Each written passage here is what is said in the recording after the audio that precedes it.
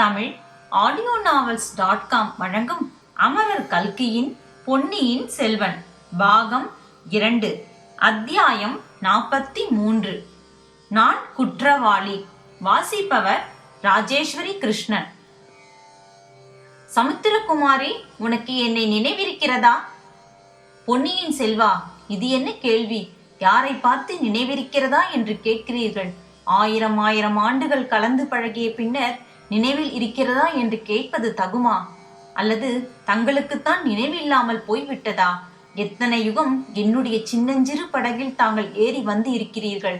கடலில், முடிவில்லாத கடலில், எல்லையில்லாத வெள்ள அலைகளுக்கிடையில் நாம் இருவரும் என் சிறு படகில் ஏறிக்கொண்டு உல்லாச யாத்திரை செய்ததையெல்லாம் மறந்து விட்டீர்களா? திடீரென்று நாலாபுரமும் கரிய இருள் சூழ்ந்து வர நாம் இருவரும் ஒருவருக்கொருவர் துணையாக ஒருவர் கரத்தை ஒருவர் பற்றி கொண்டு நெடுங்காலம் நின்றதை மறந்து விட்டீர்களா?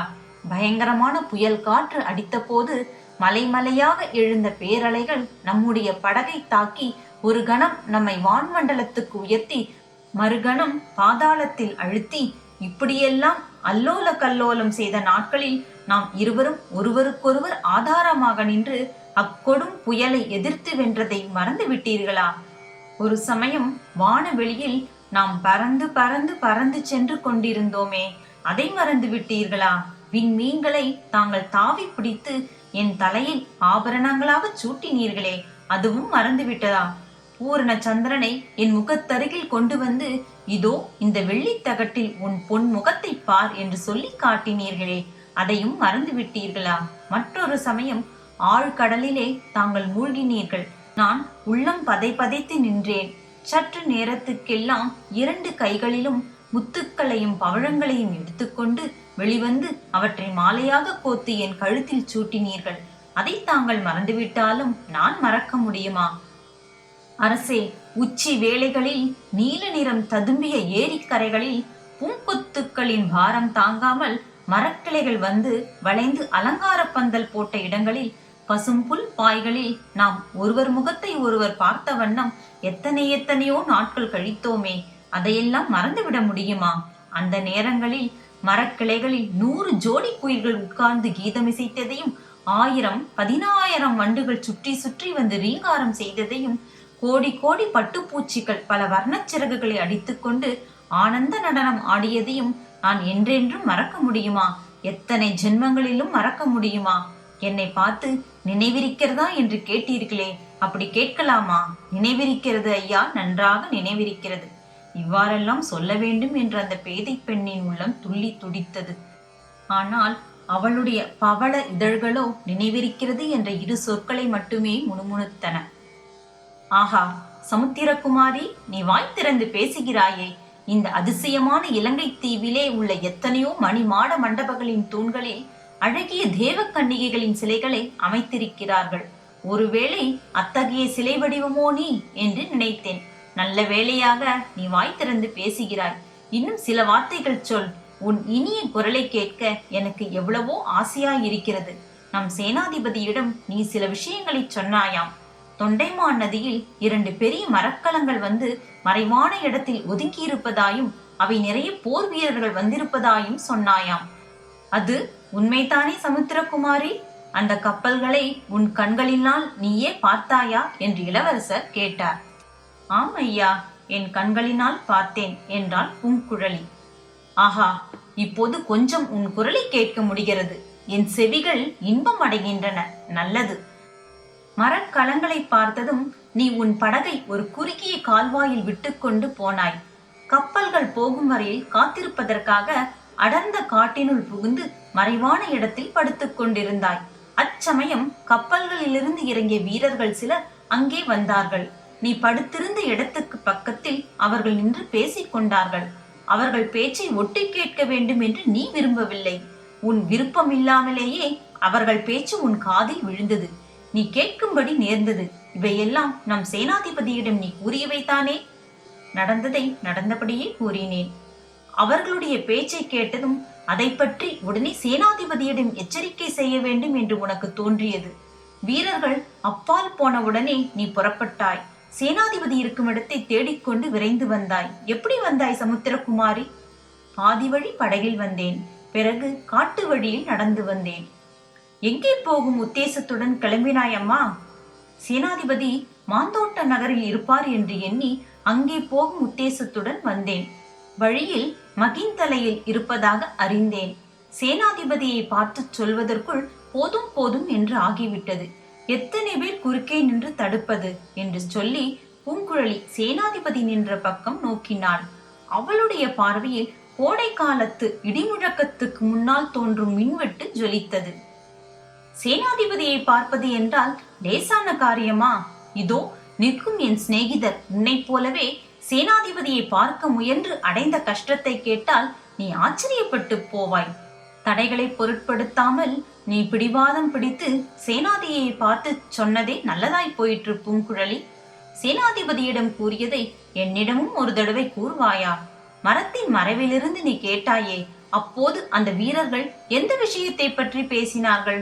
அரசே, அதை சொல்வதற்கு என் நா கூசுகிறது. பெரிய மனது பண்ணி எனக்காக இன்னொரு தடவை சொல். தங்களை சிறைப்படுத்திக் கொண்டு போவதற்காக அவர்கள் வந்திருப்பதாக பேசிக்கொண்டார்கள். யாருடைய கட்டளையின் பேரில் அவ்விதம் வந்தார்கள் என்பது பற்றி ஏதாவது பேசிக்கொண்டார்களா? அதை நான் நம்பவில்லை ஐயா. பழுவேட்டரையர்களின் சூழ்ச்சியாகத்தான் இருக்க வேண்டும் என்று நினைத்தேன். உன்னுடைய கருத்தை பிறகு தெரிவிக்கலாம். அவர்கள் பேசிக்கொண்டதை மட்டும் சொல் சமுத்திரகுமாரி. சக்கரவர்த்தியின் கட்டளை என்று பேசிக்கொண்டார்கள். ரொம்ப நல்லது. அதற்கு காரணம் ஏதாவது சொல்லிக் கொண்டார்களா? சொல்லிக் கொண்டார்கள். தாங்கள் இந்த நாட்டில் உள்ள புத்த குருக்களுடன் சேர்ந்து கொண்டு இலங்கை ராஜ்யத்துக்கு மன்னராக முடிசூட்டிக் கொள்ள சூழ்ச்சி செய்தீர்களாம். இவ்விதம் சொன்ன அந்த பாவிகளை அங்கேயே கொன்றுவிட வேண்டும் என்று எனக்கு கோபமாக வந்தது. நல்ல காரியம் செய்ய எத்தனைத்தாய். சக்கரவர்த்தியின் தூதர்களை எந்த விதத்திலும் தடை செய்யக்கூடாது என்று உனக்கு தெரியாதா? நல்லது. இன்னும் அவர்கள் முக்கியமான விஷயம் ஏதேனும் சொன்னதாக உனக்கு ஞாபகம் இருக்கிறதா? சேனாதிபதிக்கு அவர்கள் எதற்காக வந்திருக்கிறார்கள் என்கிற விஷயம் தெரியக்கூடாது என்றும், தெரிந்தால் தங்களை தப்புவிக்க அவர் பிரயத்தனம் செய்யலாம் என்றும் சொன்னார்கள். ஆகையால் தாங்கள் இருக்குமிடம் தெரிந்து கொண்டு நேரில் தங்களிடம் கட்டளையை கொடுத்து கையோடு அழைத்து போக வேண்டும் என்றும் சொன்னார்கள். ஆகையால் நீ உடனே சேனாதிபதியை தேடிக்கொண்டு புறப்பட்டாயாக்கும். எனக்கு பெரிய உதவி செய்தாய். சமுத்திரகுமாரி, சற்று அப்பால் இரு. இவர்களிடம் ஒரு முக்கியமான விஷயத்தை பற்றி நான் கலந்து ஆலோசிக்க வேண்டியிருக்கிறது. ஆனால் முன்மாதிரி ரொம்ப தூரம் ஓடி போய் விடாதே. மறுபடியும் உன்னை பிடித்து கொண்டு வருவதற்கு வந்தியத்தேவரை அனுப்பும்படி செய்து விடாதே. சமுத்திரகுமாரி சற்று நகர்ந்து ஒரு தூணின் அருகில் நின்று கொண்டாள். இளவரசரின் முகத்தை பார்க்கக்கூடிய இடத்திலேதான் நின்றான். தேன் குடத்தில் மூழ்கிய இரு வண்டுகள் மூச்சு திணறிக் கொண்டிருந்தன. மெதுவாக சமாளித்து கரைக்கு வந்த பிறகு தேனை சுவை பார்த்து கழிக்கத் தொடங்கின. பூங்குழலியின் கண்களும் இப்போது அத்தகைய சௌகரியமான நிலையில் இருந்தன. இளவரசரின் முக சௌந்தரியமாகிய தேனை அவை பருகி திளைத்தன. அவளுடைய உள்ளமோ நெஞ்சுக்குள் கட்டுப்பட்டு நிற்க மாட்டேன் என்று பிடிவாதம் பிடித்துக் கொண்டிருந்தது. நெஞ்சை வெடித்துக் கொண்டு வெளியேறி வானவெளி எங்கும் பொங்கி நிறைந்து விட வேண்டும் என்று தவித்துக் கொண்டிருந்தது. இளவரசர் சேனாதிபதி பூதி விக்ரமகேசரியை பார்த்து, ஐயா, பரம்பரையாக எங்கள் குடும்பத்து சிநேகிதமான குலத்தின் தலைவர் தாங்கள். என் தந்தையின் உற்ற நண்பர். தங்களை நான் என் தந்தைக்கு இணையாகவே மதித்து வந்திருக்கிறேன். தாங்களும் என்னை தங்கள் சொந்த புதல்வனாகவே கருதி பாராட்டி வந்திருக்கிறீர்கள். ஆகையால் இச்சமயம் என்னுடைய கடமையை செய்வதற்கு தாங்கள் உதவி செய்ய வேண்டும். அதற்கு குறுக்கே நிற்கக்கூடாது என்றார். சேனாதிபதி மறுமொழி சொல்வதற்குள் பார்த்திபேந்திரனையும் திரும்பி பார்த்து, ஐயா, தங்களையும் கேட்டுக்கொள்கிறேன். தாங்கள் என் அருமை தமையனாரின் உற்ற நண்பர். என் தமையனாரின் வாக்கை தெய்வத்தின் வாக்காக மதித்து நான் போற்றுகிறவன். ஆகையால் தங்களுடைய வார்த்தையும் மதித்து போற்ற கடமைப்பட்டவன். தங்களை பெரிதும் வேண்டிக் கொள்கிறேன். என் கடமையை நான் நிறைவேற்றுவதற்கு தடை எதுவும் சொல்லக்கூடாது என்றார். சேனாதிபதியும் பார்த்திபேந்திரனும் ஒருவரை ஒருவர் பார்த்து கொண்டார்கள். அந்த பார்வையின் மூலம் ஒருவருடைய பயத்தை இன்னொருவருக்கு தெரிவித்துக் கொண்டார்கள். சேனாதிபதி இளவரசரை பார்த்து, இளவரசே, தாங்கள் கூறுவது ஒன்றும் எனக்கு விளங்கவில்லை.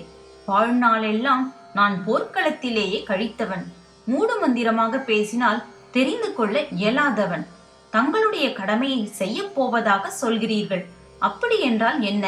எந்த கடமையை என்ன மாதிரி செய்ய போவதாக உத்தேசித்திருக்கிறீர்கள் என்று கேட்டார். இச்சமயம் என்னுடைய கடமை ஒன்றே ஒன்றுதான். என் தந்தையின் கட்டளையை நிறைவேற்றி வைக்க வேண்டியதுதான். என்னை சிறைப்படுத்திக் கொண்டு வரும்படியான கட்டளையுடன் என் தந்தை ஆட்களை அனுப்பி வைத்திருக்கிறார்.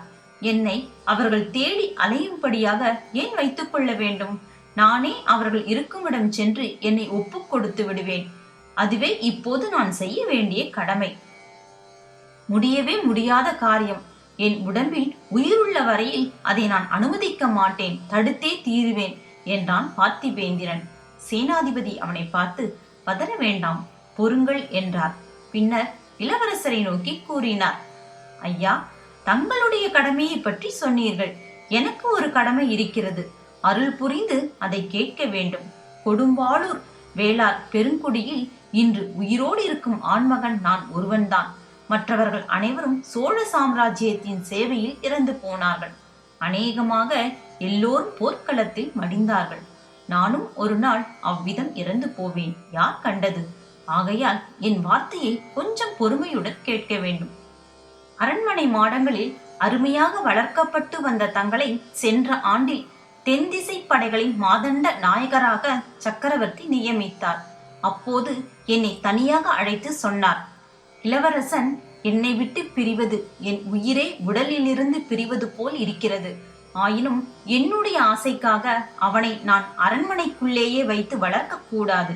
அவன் வெளியேறி போக வேண்டியதுதான். அண்ணனை போல் வீரன் என்று பெயர் எடுக்க வேண்டியதுதான். ஆனால் அவன் உயிருக்கு ஏதாவது ஆபத்து வந்தால் அதே கணத்தில் என் உயிரும் போய்விடும். அவனுக்கு எவ்வித அபாயமும் நேராமல் பாதுகாக்க வேண்டியது உன் பொறுப்பு என்று இவ்வாறு சக்கரவர்த்தி எனக்கு கட்டளையிட்டார். சென்ற ஆண்டில் அவ்வாறு கூறிய சக்கரவர்த்தி இப்போது தங்களை சிறைப்படுத்தி கொண்டு வரும்படி கட்டளையிடுவாரா? அவ்வாறு கட்டளையிடும்படியாக தாங்கள் என்ன செய்து விட்டீர்கள்? இலங்கை சிம்மாசனத்தை கைப்பற்றுவதற்கு தாங்கள் சூழ்ச்சி செய்வதாக சொல்வது எவ்வளவு அபத்தம்! இந்த அபவாதத்தை யாராவது நம்ப முடியுமா?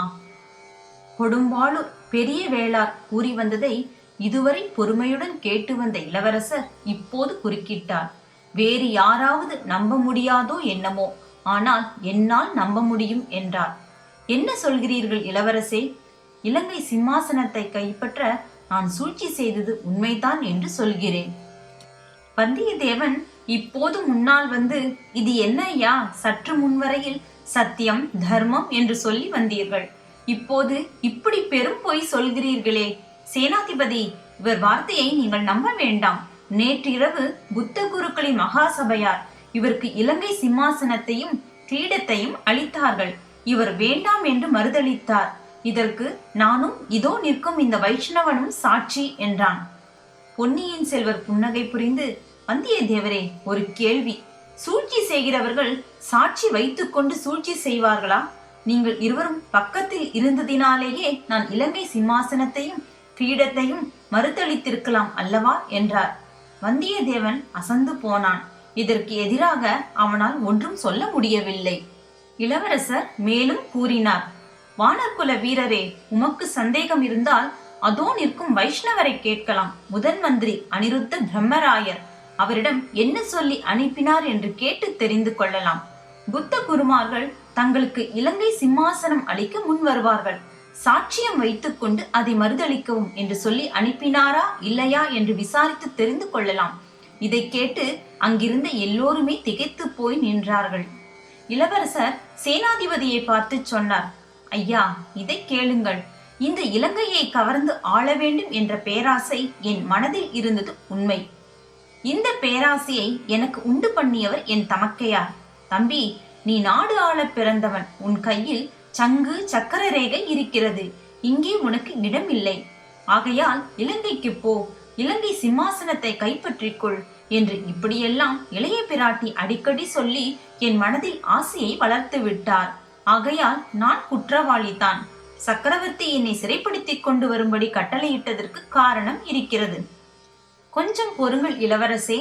அப்படி தங்கள் மனத்தில் எண்ணம் உதித்திருந்தால் அது இலங்கை தீவின் பாக்கியம். அதற்கு பொறுப்பாளியும் தாங்கள் அல்ல, தங்கள் தமக்கையார் இளைய பிராட்டியும் அல்ல. சுந்தர சோழ சக்கரவர்த்தி தான் அதற்கு பொறுப்பாளி. அவரே என்னிடம் பலமுறை சொல்லி இருக்கிறார். தங்களை இலங்கை சிம்மாசனத்தில் ஏற்றி வைத்து பார்க்க வேண்டும் என்று சொல்லியிருக்கிறார். குந்தவை தேவியிடம் இதை பற்றி முதலில் கூறியவரும் சக்கரவர்த்தி தான். தங்கள் தந்தையின் விருப்பத்தையே தமக்கையார் தங்களிடம் தெரியப்படுத்தியிருக்கிறார். ஆகையால் தாங்கள் குற்றவாளி அல்ல. சேனாதிபதி, அப்படியானால் என் தந்தையிடம் போவதற்கு நான் ஏன் தயங்க வேண்டும்? அவரிடம் நடந்தது நடந்தபடி சொல்கிறேன். இதோ இருக்கும் இந்த 2 பேரும் எனக்காக சாட்சி சொல்லட்டும். பிறகு சக்கரவர்த்தி என்ன கட்டளையிடுகிறாரோ அதன்படி நடந்து கொள்வது என் கடமை. பார்த்திபேந்திரன் இப்போது அனல் கக்கும் குரலில் கூறினான். சேனாதிபதி, ஏதேதோ வெறும் பேச்சு பேசிக் கொண்டிருக்கிறோம். இனி மூடி மறைப்பதில் பயன் ஒன்றும் இல்லை. இளவரசரிடம் உண்மையை சொல்லியே தீர வேண்டும். தாங்கள் சொல்கிறீர்களா அல்லது நான் சொல்லட்டுமா? நானே சொல்கிறேன், பொறுங்கள் என்றார் சேனாதிபதி. அக்கம் பக்கம் பார்த்துவிட்டு கூறினார். இளவரசே, தங்களுடைய களங்கமற்ற உள்ளத்தை மாசுபடுத்த வேண்டாம் என்று எண்ணியது பயன்படவில்லை. ஒரு விரசமான விஷயத்தை பற்றி தங்களுக்கு சொல்ல வேண்டியிருக்கிறது. பெரிய பழு வேட்டரையர் இந்த முதிய பிராயத்தில் நந்தினி என்னும் பெண்ணை மனம் புரிந்து கொண்டிருப்பது தங்களுக்கு தெரிந்த விஷயமே. அவள் ஒரு சூனியக்காரி. பயங்கரமான மாய மந்திர வித்தைகள் அவளுக்கு தெரிந்திருக்கின்றன. அவற்றின் உதவியால் பெரிய பழுவேட்டரையரை அவள் தன் காலடியில் போட்டு வைத்துக் கொண்டிருக்கிறாள். அவள் தன் காலால் இட்ட பணியை இவர் தலையில் ஏந்தி நிறைவேற்றி வைக்கிறார். பழங்குடியில் பிறந்து பல வீரச் செயல்கள் புரிந்த அந்த பெரியவருக்கு விதிவசத்தால் இந்த மாதிரி துர்க்கதி சம்பவித்து விட்டது. சேனாதிபதி, இது நான் கேள்விப்படாதது அல்லவே.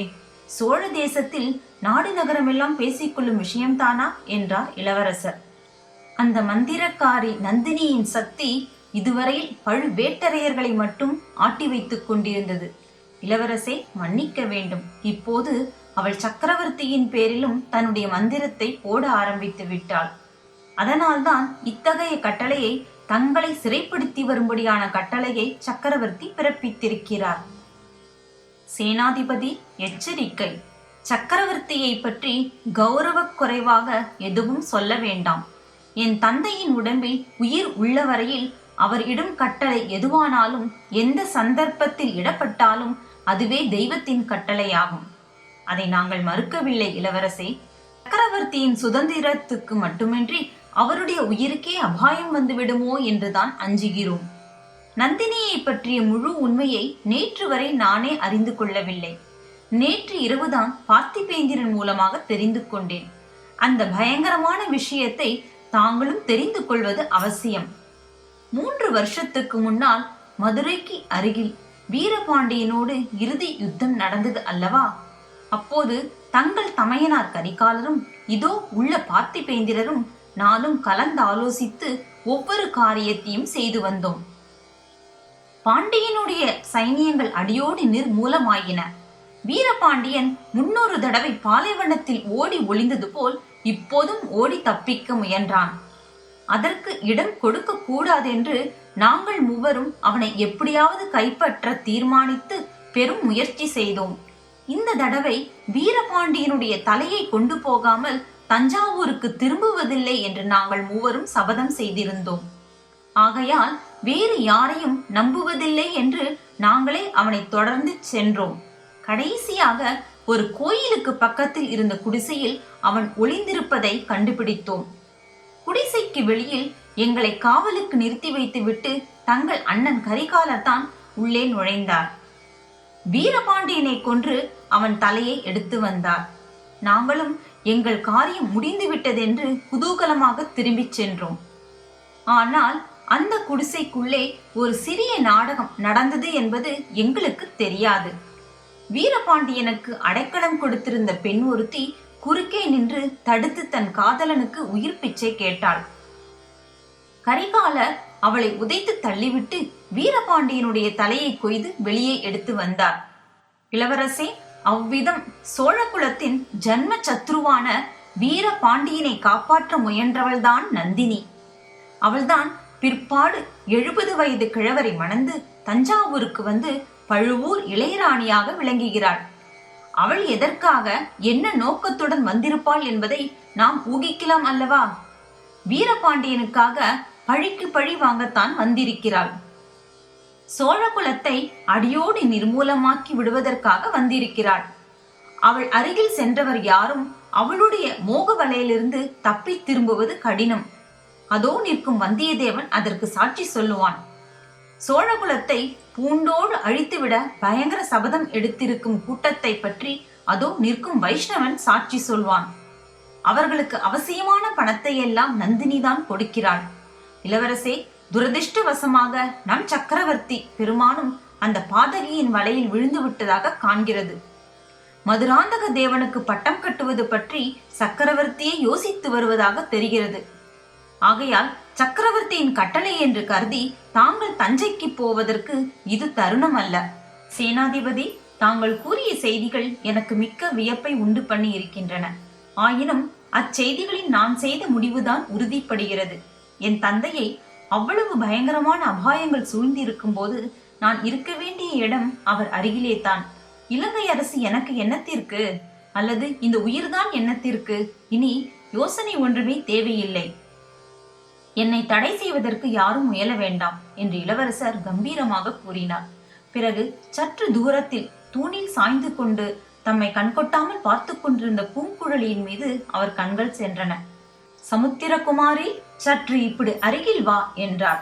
பூங்குழலி நெருங்கி வந்தாள். பெண்ணே, நீ கொண்டு வந்த செய்தியின் மூலம் எனக்கு பெரிய உதவி செய்தாள். இன்னும் ஓர் உபகாரம் எனக்கு நீ செய்ய வேண்டும், செய்வாயா என்று கேட்டார். அடடா, இது என்ன? இந்த ஏழை படகுக்காரியிடமா இவர் உதவி கோருகிறார்? இவருக்கு குற்றவேல் செய்யும் பாக்கியத்தை நாடி வந்தேன். இவர் என்னிடம் உதவி வேண்டும் என்று யாசிக்கிறாரே. கடவுளிடம் வரம் கேட்க வந்தேன். கடவுள் தம் திருக்கரங்களை நீட்டி என்னிடம் பிச்சை போடு என்று கேட்கிறாரே. இவ்வாறு மனதில் எண்ணி, இளவரசே, தாங்கள் இட்ட கட்டளையை நிறைவேற்ற காத்திருக்கிறேன் என்றாள் பூங்குழலி. சமுத்திரகுமாரி, என்னை தேடிக்கொண்டு 2 மரக்கலங்கள் தொண்டைமான் ஆற்று முகத்துவாரத்தின் அருகில் காத்திருக்கின்றன என்று சொன்னாய் அல்லவா? அந்த இடத்துக்கு நான் அதிசீக்கிரமாக போய் சேர வேண்டும். எனக்கு வழிகாட்டி அழைத்து கொண்டு போவாயா? பெண்ணே, முடியாது என்று சொல் என்பதாக ஒரு குரல் கர்ஜித்தது. அது சேனாதிபதியின் குரல்தான் என்பதை பூங்குழலி உணர்ந்தாள். இத்தனை நேரமும் ஏதோ ஒரு சொப்பன லோகத்தில் சஞ்சரித்துக் கொண்டிருந்தவளுக்கு இப்போதுதான் தன் நெருக்கடியான நிலைமை தெரிந்தது. எந்த அபாயத்திலிருந்து இளவரசரை தப்புவிக்கலாம் என்ற ஆசையுடன் இவள் அவசரமாக ஓடி வந்தாளோ, அந்த அபாயத்தின் வாயிலேயே கொண்டு சேர்க்கும்படி இளவரசர் இப்போது தன்னை கேட்டுக்கொள்கிறார். பெண்ணே, முடியாது என்று சொல். சேனாதிபதியின் இந்த கட்டளையின் பொருள் அவளுக்கு இப்போது புலனாயிற்று. நாலாபுரத்திலிருந்தும் 1000 குரல்கள் அதே கட்டளையை அவளுக்கு இட்டன. மரங்கள் அவ்வாறு முழங்கின. மண்டபத்தின் தூண்கள் அவ்விதம் அலறின. மரக்கிளைகளின் மேலிருந்து பறவைகள் கதறின. ஆனால் அந்த பேதை பெண்ணின் இதயத்தின் உள்ளே மெல்லிய குரல் கேட்டது. பூங்குழலி, இதோ உன் அதிர்ஷ்டம். இளவரசருக்கு வழிகாட்டி அழைத்து போவாயானால் அவருடன் 2 தினங்கள் கழிக்கலாம். அவர் அருகில் நீ இருக்கலாம். அவர் உன்னை பாராத போது அவரை நீ பார்க்கலாம். அவர் மீது பட்டு வரும் காற்று உன் மீது படும். அவருடைய குரல் உன் காதில் அடிக்கடி கேட்கும். அடி பெண்ணே, நீ கண்டு வந்த எட்டாத கனவில் ஒரு சிறிது நிறைவேறும். பிறகு அது எப்படியானால் என்ன? பூங்குழலி, ஒத்துக்கொள் என்று அந்த மெல்லிய குரல் அவள் மனக்காதில் கூறியது. சமுத்திரகுமாரி, ஏன் தயங்குகிறாய்? எனக்கு இந்த உதவி நீ செய்ய மாட்டாயா? நானே வழி கண்டுபிடித்து கொண்டு போக வேண்டியதுதானா என்று இளவரசர் கூறியது அவளுடைய மனம் திடமடைய காரணமாயிற்று. இளவரசே, வழிகாட்ட நான் வருகிறேன் என்றார். சேனாதிபதி பூதி விக்ரமகேசரி அப்போது தம் தொண்டையை கனைத்துக் கொண்ட சப்தம் பூகம்பம் ஏற்படுவதற்கு முன்னால் பூமியின் கர்ப்பத்திலிருந்து எழுகின்ற பயங்கர துணியை நிகழ்த்தி இருந்தது. அவர் ஓர் அடி முன்னால் வந்து கூறினார். இளவரசே, தங்கள் விருப்பத்துக்கு குறுக்கே நான் நிற்க மாட்டேன்.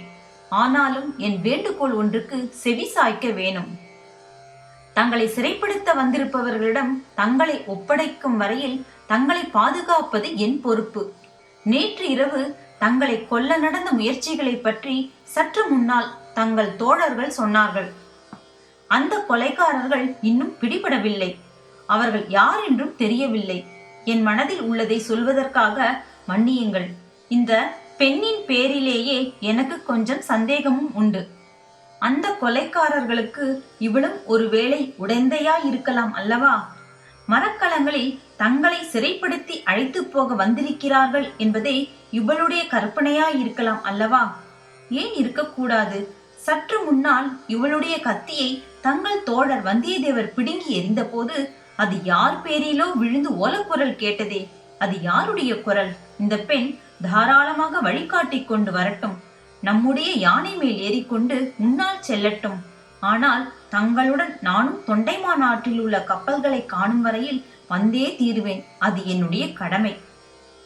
சேனாதிபதி இந்த பேச்சை புன்னகை பூத்த முகத்துடன் கேட்டுக்கொண்டு நின்ற இளவரசர், அப்படியே ஆகட்டும், தங்களுடைய கடமையை நிறைவேற்றுவதற்கு நானும் குறுக்கே நிற்கவில்லை என்றார்.